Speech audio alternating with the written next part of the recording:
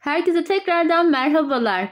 Klasik bulgur pilavı tariflerinden sıkıldıysanız eğer bu tarif tam da size göre. Tavuklu ve naneli çok lezzetli bir sade bulgur pilavı tarifi hazırladım. Hemen tarifime geçiyorum. İyi seyirler dilerim. Öncelikle uygun bir tencereye ocağımın büyük gözüne alıyorum ve tencerem ısındıktan sonra içerisine tavuk incik etlerini yerleştiriyorum. Kapağını kapatarak tavuk incik etlerimin yağını salmasını bekliyorum. Bir 5 dakika bu şekilde bekledikten sonra kapağı açıyorum ve sonrasında şöyle alt üst ederek tavuk etlerimi pişiriyorum. Ben bu tarifte tavuk incik eti kullandım. Sizler dilediğiniz tavuk etiyle bu tarifi yapabilirsiniz. Şimdi üzerine tuzunu ve baharatlarını ekliyorum. Damak tadınıza göre yine tuz ve baharatları çeşitlendirebilirsiniz. Ben toz kırmızı biber, pul biber ve kimyon kullandım. Daha sonra baharatlarla, tuzlarla birlikte şöyle karıştırarak tavuk etlerimi güzelce sotelemeye devam ettim. Ardından tekrar kapağı kapalı olarak pişirdim ve 10 dakika kadar pişirmiş olduğum tavuk etlerimi artık böyle ayrı bir servis tabağının içerisine alacağım. Tavuk etlerini servis tabağına aldıktan sonra tencerenin dibinde biriken yağ ile bulgur pilavımızı yapacağız. Tenceremin içerisine bir tane büyük boy yemeklik doğranmış kuru soğanumu ekliyorum. Şöyle yağ ile birlikte güzelce karıştırarak sotelemeye başlıyorum. Bu arada içerisine ben bir tane de büyük diş sarımsak ekledim. Sarımsak da çok yakışıyor. Mutlaka eklemenizi tavsiye ederim. Soğan ve sarımsaklar güzelce dirilini kaybedinceye kadar karıştırdım ve bu aşamada içerisine biraz da sıvı yağ ilave ettim. Soğan ve sarımsakları şöyle karıştırarak diriliğini kaybedinceye kadar güzelce kavurdum ve bu aşamada içerisine kenarda yıkayıp suyunu süzdürmüş olduğum 2 bardak kadar pilavlık bulgurumu ekliyorum. Bulguru da ekledikten sonra şöyle güzelce karıştırarak bulguru kavurmaya devam ettim ve bu aşamada içerisine 1 tatlı kaşığı kadar daha tuz ilave ettim. Güzelce bulgurlar kavrulduktan sonra kenara almış olduğum tavuk etlerimi pilavımın üzerine şöyle yerleştiriyorum.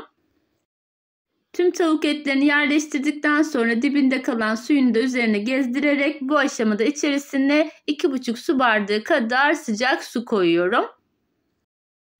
Her bulgur markasına göre alacağı su miktarı az da olsa değişebilir. Sizler de lütfen suyunuzu kontrollü olarak ekleyin.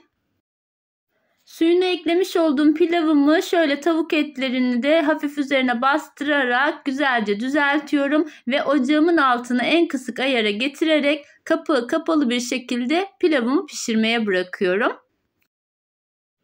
Ara ara tencerenin kapağını açarak da suyunun çekip çekmediğini kontrol edebilirsiniz. Şöyle 15 dakika sonunda benim pilavım biraz daha sulu kıvamdaydı ve bir 5 dakika daha pişirmeye devam ettim.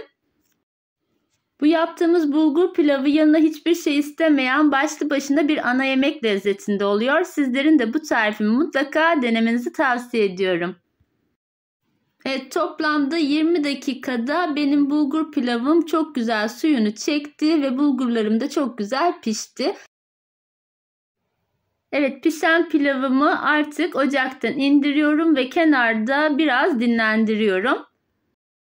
Bu arada ben de şöyle yaklaşık 1 yemek kaşığı kadar yağı tavamın içerisine aldım ve güzelce erittim. Tavada yağ eridikten sonra içerisine 1 yemek kaşığı kadar da nane ekliyorum. Bu bulgur pilavına böyle naneli tereyağı çok güzel yakışıyor. Mutlaka denemediyseniz denemenizi tavsiye ederim.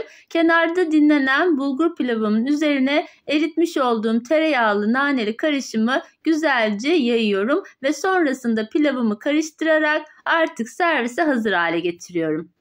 Videomu tam da buraya kadar izleyenlere küçük bir hatırlatma yapmak istiyorum. Kanalımı ilk kez bu videom sayesinde izliyorsanız eğer ve kanalıma hala abone değilseniz abone olmayı ve tariflerimden önceden haberdar olmak için de bildirim zilini açmayı unutmayın lütfen.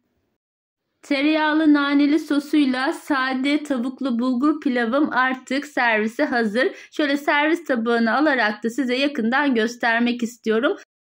Yanında 1 bardak ayran ve turşu ile başlı başına ana yemek lezzetinde çok güzel bir pilav oldu. Bu tarifimi deneyecek herkese şimdiden afiyet olsun diyorum. Sizlerden ricam videomu beğenmeyi ve sevdiklerinizle paylaşmayı unutmayın lütfen. Başka güzel tariflerde görüşmek üzere. Hoşça kalın, sağlıcakla kalın.